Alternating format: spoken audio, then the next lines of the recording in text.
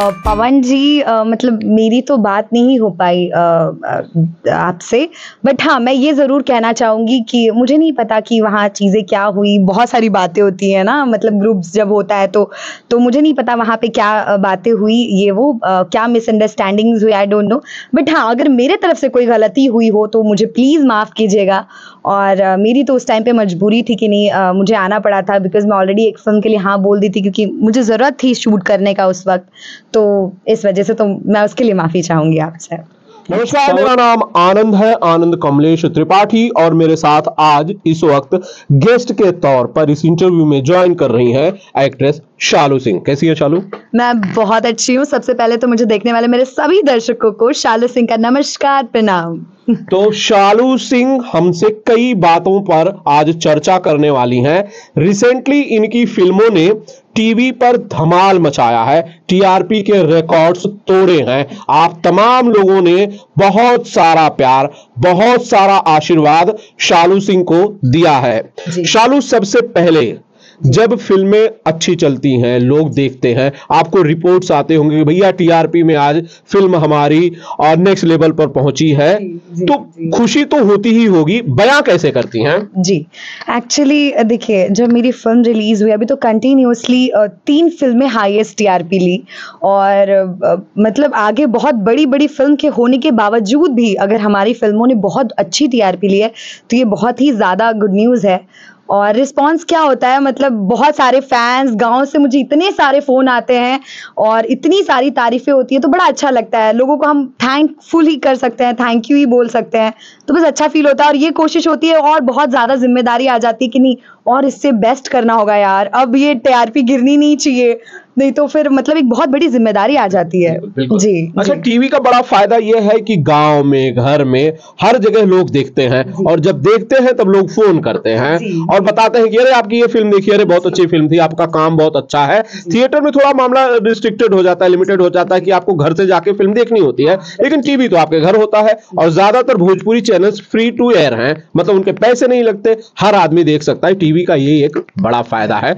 शालू, कुछ फिल्मों के नाम लेना चाहती हैं, आप बताना चाहती हैं, कम से कम मेकर्स को अच्छा लगेगा कि भाई कम से कम उन्होंने अगर मेहनत से फिल्म बनाई है तो आप उन्हें क्रेडिट दे रही हैं। जी, जहाँ से मतलब सबसे पहली फिल्म जो मेरी बहुत हाईएस्ट टीआरपी ली, मेरी लाइफ की पहली फिल्म, वो थी सास अनाड़ी बहू खिलाड़ी। तो वो टीआरपी तो बहुत अच्छी ली, बट उससे मेरी जिंदगी में कुछ खास चेंजेस नहीं हुआ था। बट हाँ, लोगों का कॉल आया, लोगों ने काम को अप्रिशिएट किया। जो फिल्म जहाँ से मतलब मेरे करियर में एक बहुत अच्छा टर्नओवर आया है, कि मतलब बहुत सारे डेट्स बिजी रहने लगे, बहुत सारे मेकर्स के कॉल आने लगे, वो फिल्म थी मेरी लाइफ में हम साथ साथ। हम साथ साथ मेरी लाइफ की सेकंड फिल्म थी जो बेस्ट टीआरपी ली थी, और वो मतलब प्रदीप सिंह सर ने बनाई थी, जो प्रोड्यूसर हैं। और सबसे पहले तो मैं उन्हें थैंक यू बोलना चाहूँगी कि thank you so much sir, कि आपने मेरी झोली में इतनी खूबसूरत फिल्म डाली। और अजय झा सर को, कि उन्होंने इतनी प्यारी फिल्म बनाई, मुझे इतना अच्छा रिप्रेजेंट किया गया उस फिल्म में, कि उससे बहुत सारी चीज़ें बहुत चेंज हो गई। कंटिन्यूसली फिल्में का ऑफर आने लगा, फिर मुझे डिसाइड करना पड़ता था कि नहीं मुझे कौन सी फिल्म करनी है। फिर कट टू, फिर प्रदीप सिंह सर ने ही मुझे सेकेंड फिल्म दी, जिसका नाम था झगड़ा गोतीन गोतीन के, वो भी हाईएस्ट टीआरपी मार ली। और फिर उसके बाद तो अब इतना अच्छा हो गया कि आप लोग की ब्लेसिंग है कि आज फैब तक डेट बिजी है। वाह, great, good to hear that, good to hear that. Shalu, basically आपने कहा कि भाई अब आप उस दौर में पहुंच चुकी हैं जब फिल्में आप थोड़ा सा रिजेक्ट कर सकती हैं, या फिर आप कह सकती हैं कि ये फिल्म नहीं करनी है, डेट्स नहीं है मेरे पास, या मुझे इसकी स्टोरी लाइन पसंद नहीं है। आपको एक बड़ी फिल्म ऑफर हुई थी रिसेंटली, मुझे ये बताया गया है, पता चला है कि भाई एक बड़ी फिल्म आपको ऑफर हुई थी। पवन सिंह पावर स्टार के साथ फिल्म थी मोहरा, जिसकी आप कड़ी होने वाली थी, जिसका आप एक हिस्सा होने वाली थी। पावर स्टार पवन सिंह के साथ फिल्म आपने क्यों नहीं की? मोहरा आपने क्यों छोड़ दी, किसकी वजह से छोड़ दी? सबसे पहले तो ये बहुत इंटरनल बात है, और मतलब आपको कैसे पता चली, मैं उसी के लिए शॉक्ड हूँ। छोड़ी नहीं थी, लेट मी क्लियर, मतलब ये बहुत बड़ा एक्सप्लेनेशन हो जाएगा। या कौन छोड़ता है आनंद जी, कोई नहीं छोड़ता। और जिस हिसाब से मेरा करियर चल रहा है, तो पावर स्टार पवन सिंह की फिल्म कौन छोड़ेगा? छोड़ा नहीं था एक्चुअली। देखिए क्या हो गया था ना कि हाँ, मुझे ऑफर हुआ था वो फिल्म, बिकॉज उस टाइम पे मैं शूट कर रही थी, मैं लखनऊ में थी, मेरी फिल्म का शूट चल रहा था। सासू जी महान का शूट चल रहा था। उस दौरान मुझे कॉल आया था पवन जी का, और फिर मतलब उन्होंने कॉल किया था और कि तो फिर मैंने बताया कि नहीं हाँ सही में शूट चल रहा है लखनऊ में। दैन फिर वो आए, मुझे रिसीव किए वो, और उन्होंने फिर मुझे इन्फॉर्म किया कि तोरा के एगो पिक्चर देता नहीं हम बहुत बड़ बहुत अच्छा, और तोरा के वो करे के बा देखिए ऐसे बहुत कुछ बहुत बदल जाइए वो, मतलब उन्होंने अप्रिशिएट किया चीज़ों को, मेरे काम को अप्रिशिएट किया। तो उन्होंने ये दिया मुझे फिल्म। बट क्या हो गया था ना कि वो डायरेक्टर से भी मिलाए मुझे, जिसके अरविंद चौबे जी डायरेक्टर थे, वो ले जाकर चौबे जी से मिलवाए, सारी बातें फाइनल हो गई थी। एंड मतलब सारी चीज़ें नेक्स्ट डे वो बताए, चौबे जी ने वन लाइन स्टोरी भी बताई थी मुझे, और मतलब विद्या का कॉल भी आ गया था, फिटिंग भी ले ली गई थी, सारी चीज़ें हो गई थी। बात एक्चुअली ये हो गई थी ना कि वो डेट पे डेट डिले हो रहा था। पावर स्टार की फिल्म है तो ये तो नॉर्मल सी बात है कि नहीं डेट डिले होता है, बट एक्चुअली उस दौरान क्या हो रहा था ना, उस दौरान मेरे पास बहुत अच्छी अच्छी फिल्म्स का ऑफर आ रहा था, मतलब चैनल्स की अच्छी अच्छी फिल्म्स थी मेरे पास। और कैसा है कि हर आर्टिस्ट को होता है कि नहीं वो थोड़ा काम करे, मैंने ऑलरेडी 2 फिल्में छोड़ दी थी उसके वजह से, तो 2 फिल्में छूट गई, तो मुझे ऐसा लगा अरे यार मुझे लगता है शायद और आगे चली जाएगी फिल्म, तो मैं एक फिल्म कर ही लेती हूँ ना ऐसा। मतलब तो मैंने डायरेक्टर को फ़ोन किया था, मैंने सर को बोला कि सर एक काम करती हूँ मैं, मुझे एक फिल्म मिल रही है, मैं वो कर लेती हूँ, जब भी अपना फाइनल होगा ना तो मतलब हम कर लेंगे। तो फिर सर ने बोला ठीक है देख लो शालू, बट हाँ वैसे भी हम लोग का जब शूट शुरू होगा ना तो 3-4 दिन बाद ही मतलब हीरोइन का सीक्वेंस शुरू होगा उसमें, लाइक तुम्हारा सीक्वेंस शुरू होगा। तो यही बात हुई थी, तो मैं और खुश हो गई कि चलो ठीक है मुझे टाइम मिल जाएगा, मैनेज हो जाएगा थोड़ा सा, और मैं कर लूंगी दोनों फिल्म। तो ऐसा हो गया, तो फिर मैं मुंबई आ गई, मेरी कुछ फिल्म का डबिंग था वो कर लिया, और वो फिल्म के लिए हाँ बोल दिया मैंने, क्योंकि उसका मुंबई में ही शूट था। जिस फिल्म की मैं बात कर रही हूँ जिसका नाम था सासू जी तेरी एक ना मानूंगी, जिसकी अभी मैं जस्ट डबिंग कर रही थी स्टूडियो में, यही फिल्म थी वो। जी, सासू जी तेरी एक ना मानूंगी, अभी रिलीजिंग पे है वो फिल्म। तो वो फिल्म के लिए मैं आ गई, तो फिर मुहूर्त के एक दिन पहले मुझे चौबे सर ने फ़ोन किया कि नहीं मतलब कहाँ पे हो, कल मुहूर्त है ये वो। तो मैंने बोला कि नहीं नहीं सर मैं आ जाऊँगी, मैं मैनेज करूँगी, आप जब भी मेरा काम लगेगा आप मुझे इन्फॉर्म कर दीजिएगा, तो मैं आ जाऊँगी सर। सारी चीज़ें मतलब ठीक ठीक थी। तो फिर उन्होंने बोला कि ठीक है, तो उन्होंने बस नॉर्मली बात हुई, उन्होंने फ़ोन कट कर दिया। फिर नेक्स्ट डे पता चला कि उन्होंने ये भी बोला था कि अरे यार अच्छा लगेगा क्या कि मुहूर्त होगा, हीरोइन नहीं रहेगी ये वो। तो मैंने बोला सर अभी तो मैं आ गई और शूट चल रहा है मेरा इस दौर पे। तो फिर उसके बाद उन्होंने बोला कि अच्छा, तो फिर नॉर्मली बात हुई और कैजुअली फ़ोन कट कर दिया उन्होंने। फिर जस्ट दूसरे दिन पता चलता है कि उस फिल्म का मुहूर्त हो गया एंड ऑल। बट मुझे कोई शिकायत नहीं है, बिकॉज देखिए क्या होता है ना कि आनंद जी वो फिल्म तब तक मेरी नहीं हुई जब तक कि मैं उस सेट पे गई नहीं, मैंने शूट शुरू नहीं किया। तो वो जिस भी आर्टिस्टों ने किया है उस फिल्म को, तो वो उनके हिस्से की फिल्म है ना, वो मेरी नहीं। क्योंकि अगर मेरे किस्मत में होती तो शायद मैं वो फिल्म का शूट करती, तो वो था ही नहीं, और मैंने रिजेक्ट नहीं किया था, ये प्लीज ऐसा मत बोलिए। तो रिजेक्ट नहीं किया था, कौन रिजेक्ट करता है। तो ये ऐसे मेरे डेट्स के प्रॉब्लम्स की वजह से मुझसे छूट गई थी गलती से। ओके, तो क्या इस इंसिडेंट का पवन सिंह के साथ आपके रिश्ते पर कोई असर पड़ा? क्या आप लोगों के जो ताल्लुकात थे वो बिगड़े? क्या पवन सिंह ने इसके बाद आपको फोन किया? नहीं एक्चुअली उसके बाद तो मतलब अभी बात नहीं हुई है पवन जी से। बट हाँ, मुझे नहीं लगता कि रिश्ते बिकॉज स्टार्टिंग में भी जब मैंने फर्स्ट टाइम भी उनके साथ काम किया था तो उन्हीं की तरफ से कॉल आया था मुझे, दीपक जी का कॉल आया था कि नहीं सॉन्ग करना है। मैं फर्स्ट उनके साथ तो गाना ही किया था मैंने। तो फिर मतलब तो जब भी काम रहता था तभी कॉल आता था मुझे। ऐसे कभी भी आज तक ना उधर से ऐसे कभी भी कॉल आया, ना मैंने आज तक कभी भी पवन जी को खुद से कभी कॉल करके डिस्टर्ब नहीं किया, क्योंकि मुझे पता है कि वो नहीं उठा भी लिया फिर कहाँ होंगे कहाँ नहीं होंगे, तो मैंने कभी कॉल नहीं किया, क्योंकि मुझे थोड़ा डर भी लगता है कि नहीं यार जानबूझ के डिस्टर्ब नहीं करना चाहिए। अगर उन्हें लगेगा कि हमारी ज़रूरत है या फिर हम उस लायक हैं जो काम वो कर रहे हैं उसमें काम कर सकते हैं, तो फिर वो डेफिनेटली इन्फॉर्म करेंगे। तो मैंने भी कभी कॉल नहीं किया, ना उधर से कभी कॉल आया। तो हाँ, जब भी कॉल करेंगे तो जब उनको लगेगा कि नहीं शायद मैं उनके साथ काम कर सकती हूँ तो फिर डेफिनेटली बात होगी। तो ऐसे नहीं, लेकिन क्या आपको ये नहीं लगता कि भाई एक हीरोइन जिसे कि कास्ट किया जाना है, जिसकी कल से शूट होने वाली है और जिसके ड्रेस के माप दिए जा चुके हैं, एक एक्ट्रेस को बड़ी उम्मीदें होती हैं और खासतौर पर किसी बड़े आर्टिस्ट के साथ जब वो फिल्म करने वाली होती है तो उसे बहुत सारी एक्सपेक्टेशंस होती हैं, खुशियां होती हैं, लेकिन अगर एक पल में वो फिल्म उसके हाथ से चली जाए तो बुरा तो उसे लगेगा, तकलीफ तो होगी, कहीं ना कहीं दिल के किसी कोने में एक कसक तो उठेगी। देखिए एक्चुअली ये हकीकत है कि बुरा लगता है, बट नो डाउट एक्चुअली पता है क्या होता है, मुझे स्टार्टिंग से मेरे माइंड में ना एक चीज़ है कि जो चीज़ आपके हक की है और आपके हिस्से में है तो वो आपको कैसे भी मिलेगी, एनी हाउ मिलेगी, और जो चीज़ नहीं है आप उसके लिए कितना भी आप प्रयास कर लेंगे वो नहीं मिलेगी। जैसे कि मुझे लगता है कि शायद आप मुझे, जब से मैं इस इंडस्ट्री में आई हूँ तब से आप मुझे जानते हैं, तो मैं बस लगी रही हूँ अपने काम करने में कि मैं कितना अच्छा करूँ, कितना बेस्ट कर सकूँ अपने ऑडियंस को एंटरटेन करने के लिए।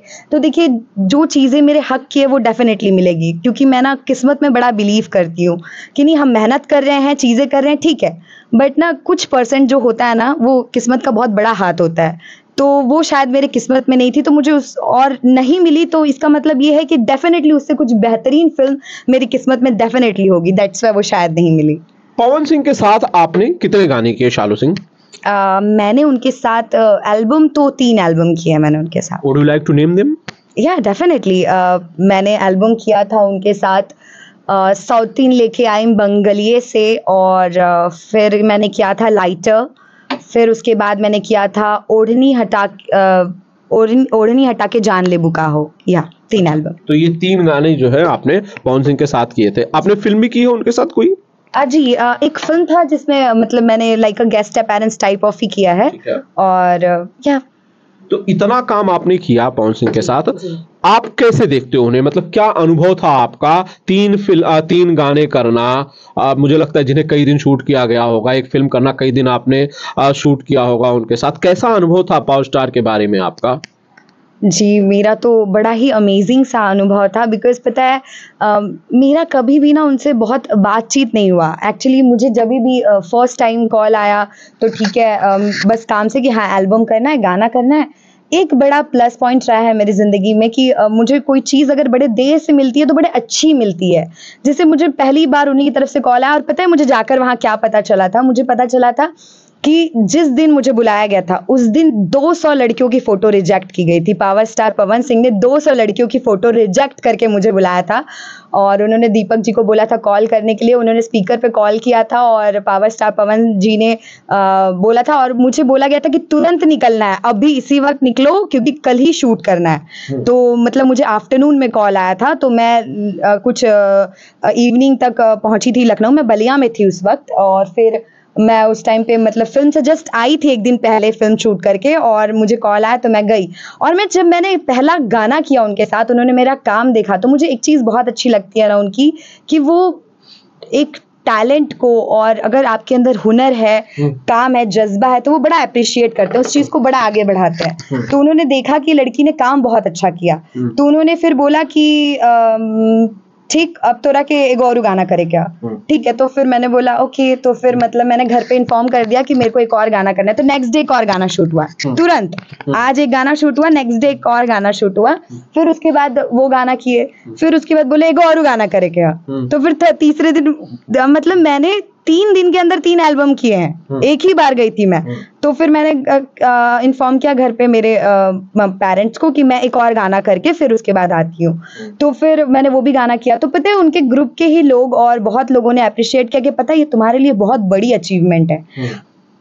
पवन जी ने आज तक किसी भी लड़की को एक साथ 3 गाना कभी नहीं करवाया, मतलब 3 दिन के अंदर 3 गाना, मतलब आज हाँ बैक टू बैक, मतलब हाँ ठीक है एक गाना करवाया फिर भेज दिया, फिर उसके बाद कभी बुलाकर एक गाना कराया बीच में, तो ऐसे तो बहुत सारे गाने करवाए सबसे, बट 3 दिन के अंदर 3 गाने लगातार किसी से, अभी तक तुम पहली लड़की हो। तो ये मेरे लिए उस वक्त के लिए बड़ा मतलब अच्छी अचीवमेंट थी, एक अच्छा कॉम्प्लीमेंट था, तो उसके लिए मैं तहे दिल से बहुत धन्यवाद करूंगी पवन जी का कि उन्होंने इतना अप्रिशिएट किया। फिर उसके बाद फिर तुरंत मतलब मुझे लगता है 1 महीने भी नहीं हुए थे कि मैंने उनके साथ फिल्म में काम किया।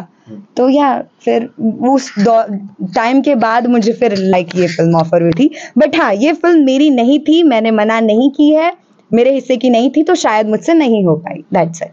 ओके, बट जब शालू आप ये कहते हो कि भाई आपका काम अच्छा लगा तो उन्होंने आपको बहुत मौके दिए, मैं इस चीज को अप्रिशिएट करता हूं और ये करना भी चाहिए कि अगर कोई आर्टिस्ट अच्छा काम कर रहा है तो उसे मौके देने चाहिए, बिल्कुल। और ये बहुत अच्छा काम पावर स्टार पवन सिंह ने किया।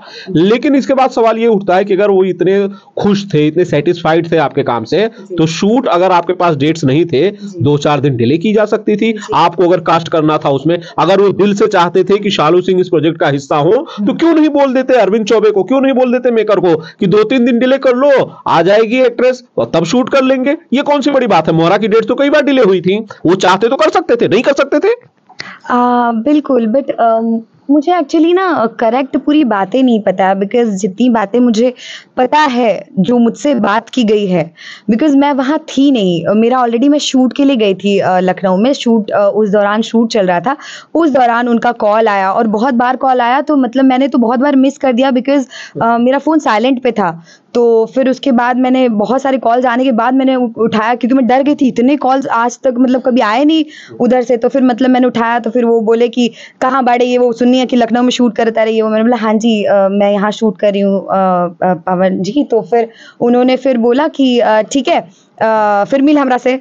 तो फिर मैंने बोला कि मैं तो यहाँ लोकेशन पे हूँ, शायद मैं आ ना पाऊँ। तो फिर उन्होंने बोला कि ठीक है मैं आता हूँ। तो वो फिर मतलब कुछ लोगों को लेकर गाड़ी से वो खुद आ गए, फिर आए, फिर उन्होंने खुद ही मुझे बताया, इन्फॉर्म किया कि ये फिल्म करनी है। और फिर उसके बाद वो लेके गया और चौबे जी से मिलाए, क्योंकि चौबे जी भी उस दौरान उधर ही थे, क्योंकि स्टोरी पे काम चल रहा था। तो चौबे जी से मिलवाए ये वो, फिर उसके बाद देन मैं गई थी। तो जितनी चीज़ें मेरे सामने हुई है मैं उतना ही जानती हूँ, तो पीठ पीछे पता नहीं क्या बातें हुई है, तो मैं उससे रिलेटेड कुछ जानती नहीं हूँ। इस क्वेरी को, इस समस्या का एक छोटा सा समाधान और बहुत पक्का परमानेंट सॉल्यूशन है मेरे पास। आप अभी फोन निकालिए, पवन सिंह को फोन कीजिए और एक बार पूछिए कि पवन जी आखिर क्या समस्या थी, मुझे फिल्म में क्यों नहीं रखा गया? थोड़ी मेरे लिए 2 दिन डिले नहीं की जा सकती थी फिल्म? मैं आपके लिए इतने दिन मोहरा के लिए वेट कर रही थी, आपकी अभिनेत्री बनने के लिए, आपके साथ सिल्वर स्क्रीन को शेयर करने के लिए। क्या आप 2 दिन मेरे साथ नहीं रुक सकते थे, मेरे लिए नहीं रुक सकते थे? फोन करके आप पूछिए, अभी सारा मामला क्लियर हो जाएगा, सारी कंफ्यूजन अभी के अभी क्लियर हो जाएगी। शालू सिंह कीजिए, जस्ट कॉल हिम।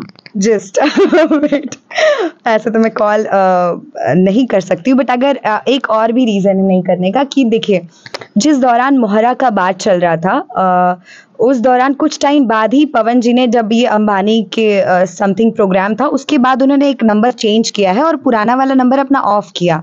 तो वो मैं जब उधर के साइड गई थी तभी मुझे पता चला कि नहीं भैया नंबर चेंज कर रहे हैं और चेंज कर ली है वो। तो फिर मतलब उन्हीं के मुंह से सुना था। तो मैंने उनसे पूछा भी था कि सर आप नंबर चेंज कर रहे हैं क्या? तो फिर बोले हाँ, मेरा नंबर उससे ले लेना। तो मैंने बोला ठीक है। तो मैंने ठीक है बोल तो दिया, बट मैंने उस वक्त ले नहीं पाई। फिर उसके बाद मैंने मैसेज किया जिनका मतलब उनके मैनेजर को कि मतलब सर बोले थे नंबर लेने के लिए, तो आप नंबर भेज दीजिए।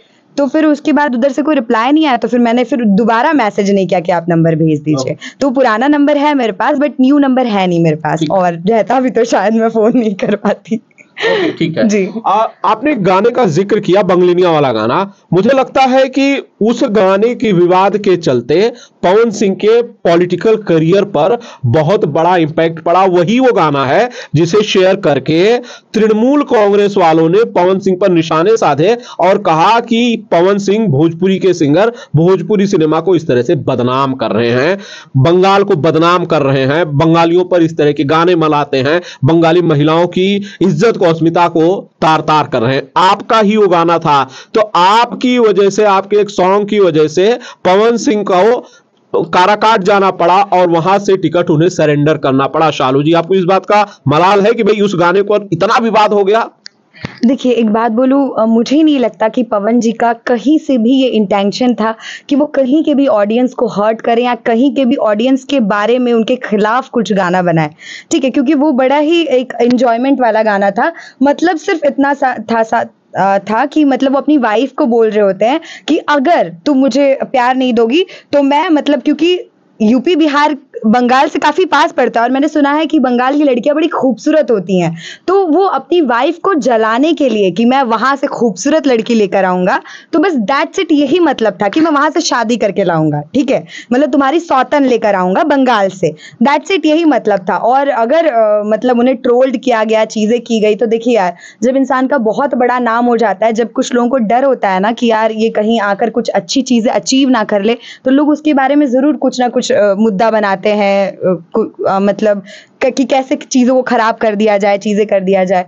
तो और पवन जी ने खुद ही, जहां तक मैंने सुना है कि उन्होंने, जहां तक इंटरव्यूज और बाकी न्यूज मैंने सुना है कि उन्होंने खुद ही टिकट रिजेक्ट की थी, खुद ही, हाँ खुद ही रिजेक्ट किया था, क्योंकि उनके ऊपर ब्लेम लगाया गया। क्योंकि देखिए यार, ये हम लोग का जो फील्ड है ना, वो बड़ा एक एंटरटेनमेंट का फील्ड है, तो हम लोग कोई भी टॉपिक उठा के बस एक लाइक अ एंटरटेनमेंट, हम लोग उन्होंने एक नॉर्मल गाना बनाया था जिसको इतना सारा विवाद में लेकर गया कि किसी पर्टिकुलर स्टेट को हम ये कर रहे हैं, जबकि ऐसा कोई इंटेंशन नहीं था कि हम किसी पर्टिकुलर स्टेट को टारगेट कर रहे हैं, तो वो विवाद ही गलत था एक्चुअली। वैसे विवाद पवन सिंह का हो या रितेश पांडे का हो या खेसारी लाल का हो, इसमें आप कहीं ना कहीं जरूर मुझे नजर आ जाती हैं। पहले गाने की आपकी मुझे याद है, जो गाना आपका आया था लहंगा लखनऊआ, जिसमें आप फीचर कर रही थी, उस गाने को लेकर ही विवाद शुरू हो गया था। आपकी तो भोजपुरिया सिनेमा में, भोजपुरी म्यूजिक इंडस्ट्री में गानों में एंट्री ही विवाद के साथ हुई है। तब उस गाने को लेकर बवाल था, आज इस गाने को लेकर बवाल है। आप अपने आप में ही बवाल हो शालू जी। देखिए एक्चुअली मुझे इस बात पे एक लाइन याद आ रही है, मैंने एक इंटरव्यू के दौरान देखा था कि अक्षरा जी बोलती हैं कि वो आर्टिस्ट ही क्या, जो मतलब जो जहां जाए और बवाल ना हो, विवाद ना हो, तो वो लाइन याद आ गई। मेरे कहने का मतलब बस उतना नहीं था, अगर मैं बवाल हूं तो ये बहुत अच्छी बात है, बट अब क्या करूं, मेरी किस्मत शायद जुड़ी है बवालों से। जब मैंने पहला गाना, ये हकीकत है, किया था स्टार के साथ, रितेश जी के साथ, तो वो भी विवादों में था, जबकि मेरा कोई ताल्लुक ही नहीं था, मतलब वो दोनों आपस में सिंगर लड़ लिए थे।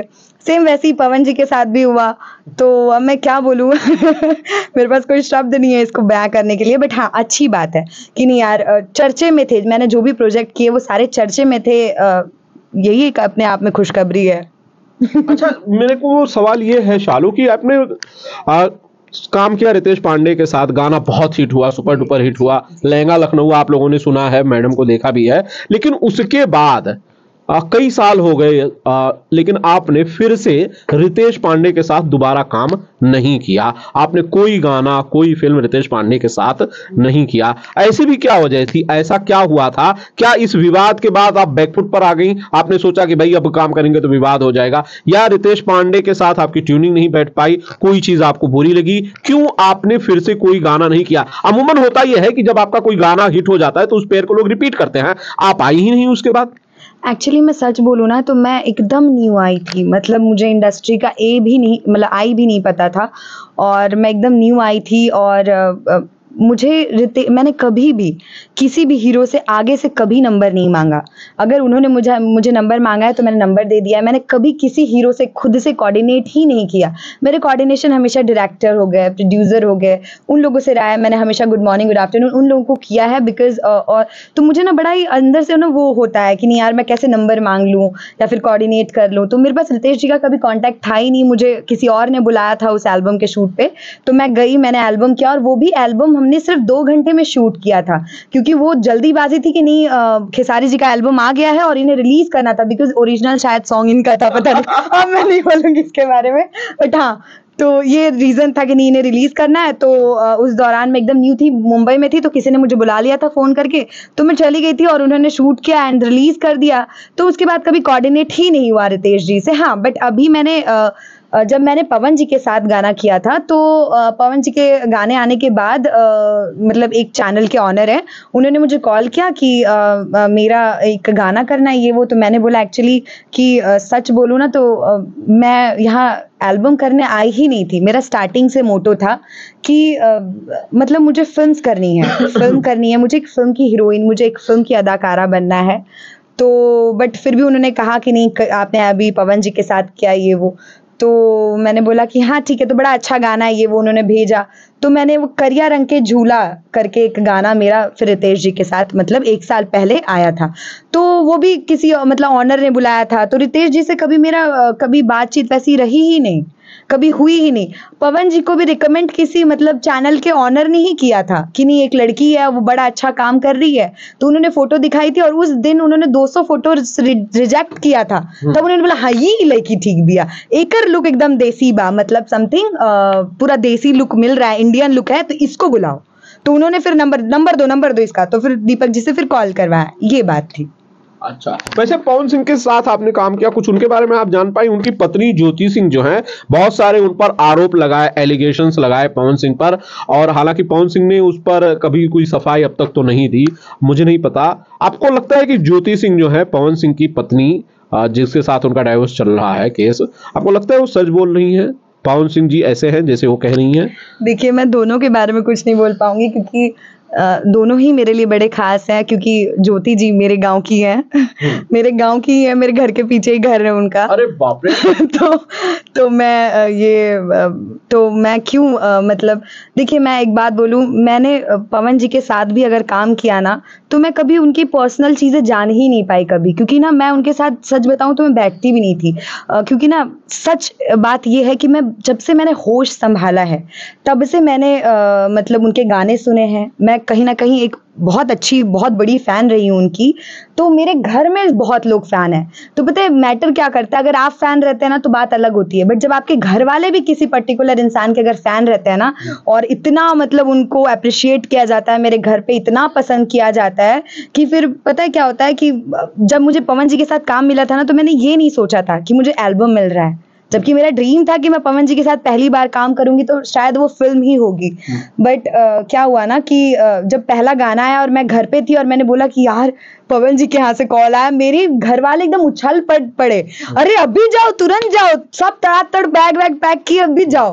तो फिर तुरंत गाड़ी वाड़ी आई, सब लोग एकदम इतने खुश थे कि मैं पवन सिंह के साथ काम करने वाली हूँ, तो वो वही बहुत बड़ी बात थी। तो क्या है ना कि देखिए मैं उनके यहाँ गई, ठीक है, मैंने कभी भी ना उनसे ना, कभी आज तक मुझे याद नहीं है कि मैंने कभी उनसे अपनी कोई बात बोली हो, या फिर मतलब कभी उन्होंने कोई बात बोली हो तो उसके ऊपर पलट के जवाब दिया हो। जितना उन्होंने पूछा है उतना ही जवाब दिया है, और मतलब मैंने कोशिश किया कि नहीं, जहाँ तक मैंने सुना है कि वो थोड़े नाराज हो जाते हैं, जब नाराज हो जाते हैं तो किसी के साथ काम नहीं करते हैं, तो मैंने कोशिश किया कि नहीं मैं दूरी मेंटेन रखूं, ताकि ना मैं उनसे इन्वॉल्व रहूं, ना वो मुझसे कभी नाराज हुए, है ना। तो दूर दूर के रिश्ते बड़े खूबसूरत होते हैं, तो यही बात है। तो यही चीज है। अब हमारे गांव की लड़की हैं वो, और वो भी कहीं ना कहीं मेरी पूरी फैमिली फैन है। ये तो मेरे लिए भी बड़ी ब्रेकिंग न्यूज हो गई कि भाई शालू सिंह के घर के पीछे ही ज्योति सिंह का घर है, और इन्हीं के गांव की है वो पवन सिंह की पत्नी, जिनके साथ उनका हालांकि अभी तो डिस्प्यूट चल रहा है। ज्योति सिंह के बारे में बताइए, ज्योति सिंह ने जिस तरह के आरोप लगाए, आपको लगता है, आपने देखा होगा, आपके गांव की, आपके घर की है, आपने देखा होगा, क्या झूठ बोलने वाली लड़की है पवन सिंह की पत्नी ज्योति सिंह? क्या झूठ बोलती हैं, ऐसे ही आरोप लगा देती हैं?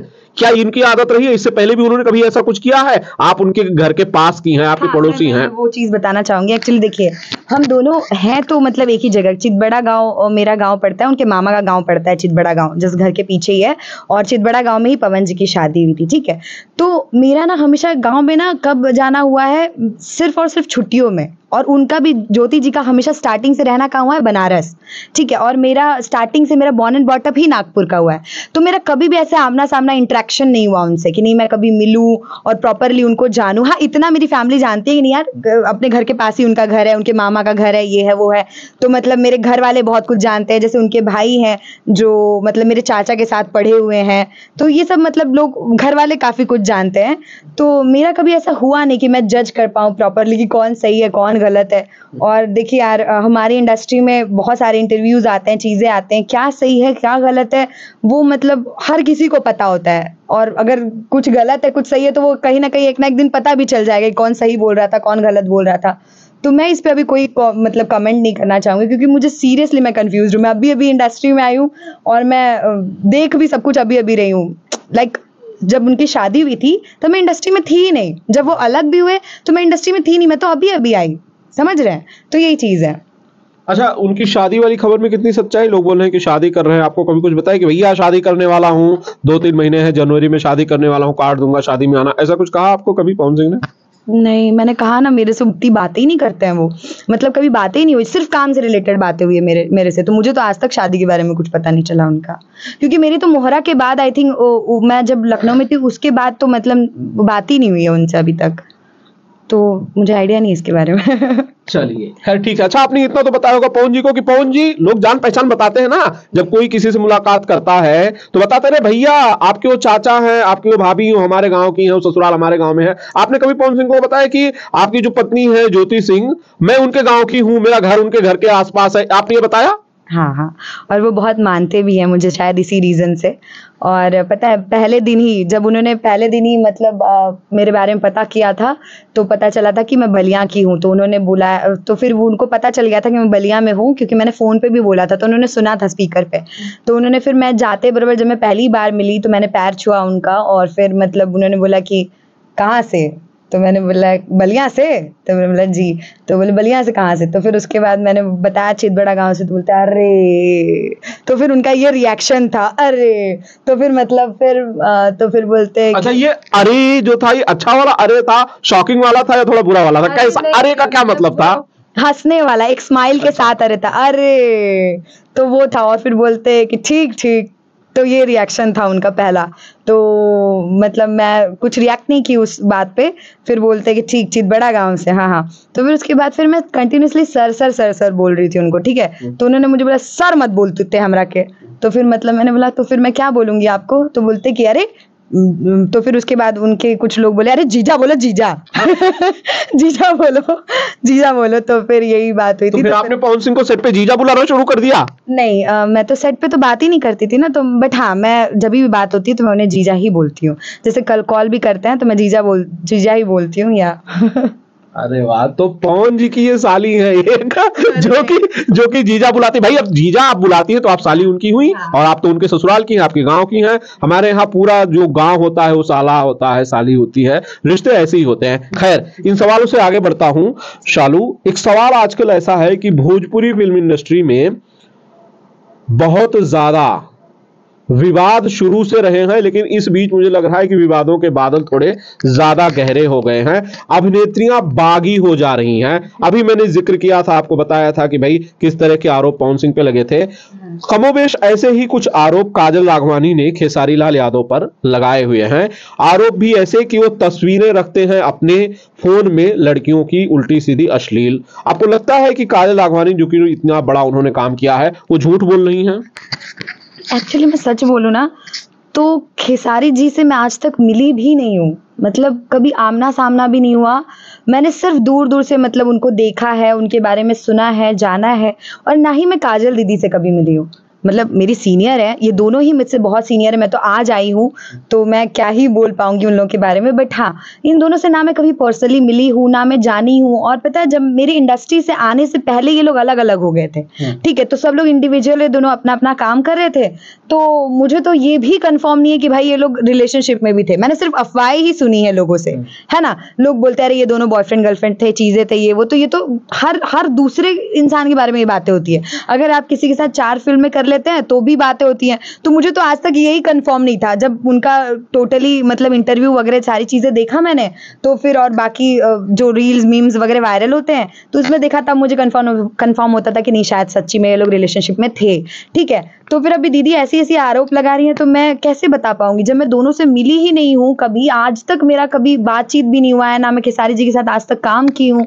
तो मैं पर्सनली दोनों को नहीं जानती हूँ। तो मैं कैसे बताऊं कि दीदी झूठ बोली है, या फिर खेसारी जी गलत है, या फिर मतलब काजल दीदी गलत है। तो मैं इस पे बोल ही नहीं तो पाऊंगी। सुना नहीं कभी किसी को कहते हुए? जैसे अगर कहते हुए सुना कि भाई इनके अफेयर है, या इनका कोई लव कनेक्शन है, कुछ और कहते हुए नहीं सुना कि भाई कोई सच बोला है? कुछ उड़ते उड़ते खबर नहीं आई? देखिए, एक बात बोलूं, मैंने ना खेसारी जी की तारीफें बड़ी अच्छी सुनी है। पता है क्या, ये जरूर सुना है मैंने कि ना वो इंसान बहुत मेहनती है और मेहनत करना अगर आपको सीखना है। कुछ लोगों ने मुझे बोला था कि वो इंसान ऐसे जिम करते हैं, ऐसा वर्कआउट करते हैं और मतलब रात को 2-2 बजे अगर शूट से फ्री होते तो जिम चले जाते हैं, तो ऐसा मेहनती इंसान है, हमेशा टाइम पे अवेलेबल रहते हैं। उस बंदे ने स्टार्टिंग से काम शुरू किया और फिर मतलब यहाँ तक आज पहुंचा अपने दम पे, अपने टैलेंट पे, कोई सपोर्टर नहीं था, कोई चीज़ें नहीं था। तो उनके बारे में फिर उसके बाद मैंने काजल दीदी के बारे में भी ऐसे ही कुछ अच्छा सुना है कि वो लड़की ऐसे रास्ते पे घूमती थी, स्ट्रगल करती थी और उसके अंदर ये टैलेंट था, चीजें थी, आज देखिए सुपरस्टार है। तो लोग ये चीजें, तो यही सारी चीजें सुनी है मैंने। तो बाकी तो जैसे आपने सुना कि भाई खेसारी जी पूरे दिन चाहे जितना भी बिजी रहे हो, शूट करने के बाद खेसारी भाई जिम जाते हैं, फिटनेस पे ध्यान देते हैं। काजल जी के बारे में आपने बात नहीं सुनी कि भाई भले ही 1 बजे शूटिंग खत्म हुई हो तो वो जिम जाती हैं और वर्कआउट करती हैं, आपने नहीं सुना? नहीं, मैंने वर्कआउट वगैरह से रिलेटेड दी के बारे में नहीं सुना है। ओके, ठीक है। आपने कहा कि भाई कोई 4 फिल्में किसी के साथ कर लेता है तो अफेयर के किस्से हो जाते हैं, आप इन सबसे बची हुई हैं?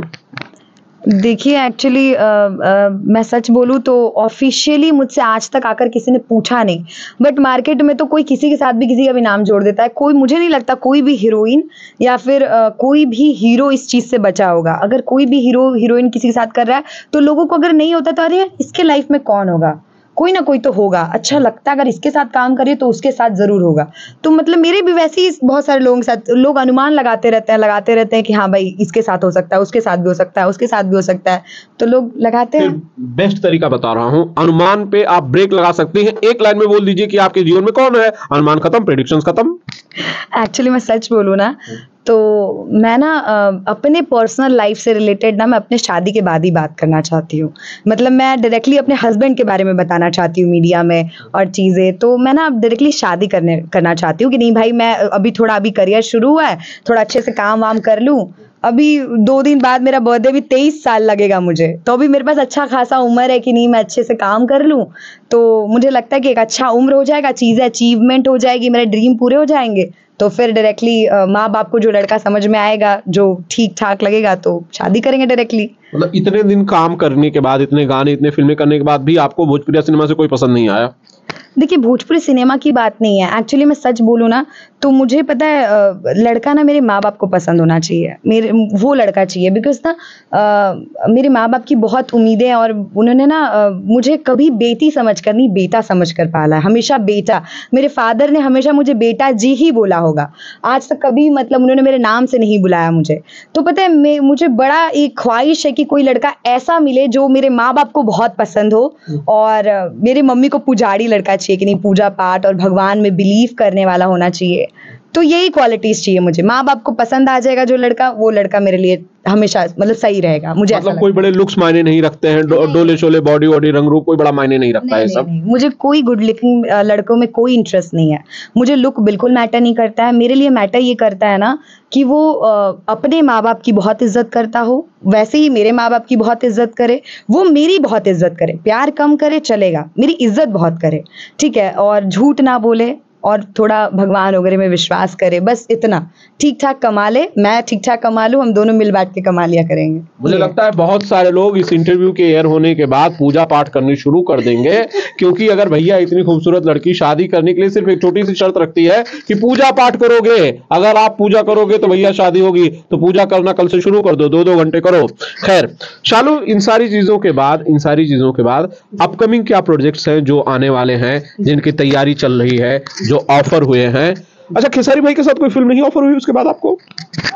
एक्चुअली देखिए खेसारी जी के साथ मतलब एक फिल्म मेरी बहुत पहले मुझे ऑफर हुई थी, तो वो सेकंड लीड करने के लिए बोल रहे थे, मुझे याद नहीं है उसका नाम, बट हाँ सेकंड लीड करने के लिए बोल रहे थे। तो उस टाइम पे मतलब मैंने मेरे पास ऑलरेडी एक फिल्म थी जो कि मेन लीड में था, तो मैं भी एक आर्टिस्ट हूँ, मैं भी थोड़ा सा लालची हूँ, तो मैंने बोला यार ये मेन लीड वाला कर लेती हूँ ना। तो फिर मैंने बोला कि नहीं सर, जब भी मैं करना चाहूँगी ना सर के साथ, तो मैं चाहूँगी कि मेन लीड में आऊँ, है ना। तो ये चीज़ें थी, तो फिर ताकि सेकेंड लीड में मैं पहली बार ना मिलूँ उनसे, तो इस वजह से, क्योंकि वो बहुत अच्छे आर्टिस्ट, एक्टर बहुत अच्छे हैं वो, तो मैं चाहूँगी कि नहीं भाई उनके साथ जब मेरा आमना सामना हो एक्टिंग के मामले में, तो एक अच्छे मतलब उनके अपोजिट वाले दमदार रोल से होना चाहिए। तो इस वजह से, और एक अभी फिल्म रिसेंटली ऑफर हुई, अभी देखिए क्या होता है। कमाल के हो आप कमाल के हो। पवन सिंह की फिल्म डेट के लिए छोड़ देते हो, खेसारी लाल की फिल्म आप सेकंड लीड की वजह से छोड़ देते हो, रितेश पांडे का आप नंबर नहीं लेते हो। कमाल है भाई, कमाल है। आप तो मतलब आनंद जी, आप जब भी मुझे मतलब मिल गए हैं ना घर, तो आप मुझे फंसा दिए हैं हर इंटरव्यू में। तो ऐसा नहीं है, बिल्कुल मैंने अभी क्लियर किया कि मैं छोड़ नहीं सकती यार, मुझे भी काम से बहुत प्यार है। आर्टिस्ट, हर आर्टिस्ट लालची होता है कि उसे अच्छा प्रोजेक्ट मिले, तो वो कहते हैं मेरी किस्मत में नहीं था, छूट जा रहा है मुझसे, यही बात है। चलिए, इसके अलावा टीवी के लिए आप कोई फिल्म कर रही हैं फिलहाल? हाँ, टेलीविजन की अभी तो कंटिन्यूसली मेरे पास बहुत प्यारी प्यारी फिल्म्स हैं। जो आने वाली, मैं करने वाली जो फिल्म हूँ उसके मतलब टाइटल्स रिवील नहीं कर पाऊंगी अभी, बट हाँ जो मेरी रिलीज होने वाली है, जिसमें मेरी एक फिल्म बहुत प्यारी रिलीज होने वाली है जिसका नाम है हमार सासू जी महान, रिलीज होगी। और उसमें मेरी सास बनी है किरण यादव जी, मैं हूँ, हम दोनों का आमना सामना एकदम टक्कर हुआ है उसमें। तो बड़ा प्यारा कॉन्सेप्ट है, एक ड्रामेटिकल फिल्म है। अजय झा सर ने डायरेक्ट किया है। वो उनकी मतलब अगर मेरे लाइफ में मैं अगर कहूँ कि नहीं कहीं से बहुत बड़ा चेंज ओवर आया है, कहते हैं ना जिस डायरेक्टर ने मुझे बहुत अच्छे से प्रेजेंट किया है, तो वो शायद अजय सर ही हैं। कि नहीं मतलब उन्होंने पहली फिल्म हम साथ साथ मुझे दिया, बहुत अच्छा प्रेजेंट किया, बहुत लोगों ने अप्रिशिएट किया। फिर उसके बाद झगड़ा गोतीन गोतीन दिया, फिर उसके बाद हमारे सासू जी महान, फिर उसके बाद ये फिल्म जिसकी मैं अभी डबिंग कर रही हूँ और आनंद जी ने मुझे पकड़ रखा है। तो उसका नाम है सासू जी तेरी एक न मानूंगी। वाह, बहुत शानदार, बहुत शानदार। वैसे जाने से पहले, इंटरव्यू को रैप अप करने से पहले, हालांकि आपका 2 दिन बाद बर्थडे है, लेकिन ढेर सारी शुभकामनाएं आपको शालू जी, और आप इसी तरह से शाइन करते रहो, रॉक करते रहो। जाने से पहले ये जो सारा एक कंफ्यूजन है, जो डिलेमा क्रिएट हुआ मोरा को लेकर, फर्ज कीजिए कि पवन जी इस इंटरव्यू को अगर देख रहे हैं, तो कुछ उन्हें कहना चाहती हैं आप अपने तरफ से, एक छोटा सा मैसेज, एक छोटी सी बात, ताकि ये जो सारे कंफ्यूजन के बादल हैं ये दूर हो जाएं। हाँ, डेफिनेटली कहूंगी कि पवन जी मतलब मेरी तो बात नहीं हो पाई आपसे, बट हाँ मैं ये ज़रूर कहना चाहूँगी कि मुझे नहीं पता कि वहाँ चीज़ें क्या हुई, बहुत सारी बातें होती हैं ना, मतलब ग्रुप्स जब होता है तो मुझे नहीं पता वहाँ पे क्या बातें हुई, ये वो क्या मिसअंडरस्टैंडिंग्स हुई, आई डोंट नो। बट हाँ अगर मेरे तरफ से कोई गलती हुई हो तो मुझे प्लीज़ माफ़ कीजिएगा। और मेरी तो उस टाइम पे मजबूरी थी कि नहीं मुझे आना पड़ा था, बिकॉज मैं ऑलरेडी एक फिल्म के लिए हाँ बोल दी थी, क्योंकि मुझे ज़रूरत थी शूट करने का उस वक्त, तो इस वजह से तो मैं उसके लिए माफ़ी चाहूँगी आपसे। पवन जी का दिल बहुत बड़ा है, और अगर इतना बड़ा दिल नहीं होता तो इतनी ऊंचाई पर पवन सिंह पहुंचते ही नहीं। जी। बहुत बड़ा दिल है पवन सिंह का, और मैं ये समझता हूं कि अगर वो इस वीडियो को देख रहे हैं तो इस बात को जरूर कंसीडर करेंगे, इस बात को जरूर समझेंगे कि एक आर्टिस्ट की प्रोफेशन की मजबूरी होती है, उसे कमिटमेंट्स को फॉलो करना होता है। ढेर सारी शुभकामनाएं मेरी आपके साथ हैं शालू जी, और आपने मुझे वक्त दिया, थैंक यू सो मच। तो भैया, शालू सिंह का इंटरव्यू आप लोगों को कैसा लगा कमेंट करके मुझे जरूर बताइएगा। चैनल देखते रहिए, ढेर सारा प्यार और आशीर्वाद दीजिए। कोई और सवाल अगर आप लोगों के मन में है, या किसी इंटरव्यू देखना चाहते हैं आर्टिस्ट का, तो प्लीज मुझे कमेंट करके बोल दीजिएगा। Thank you so much. Okay, thank you.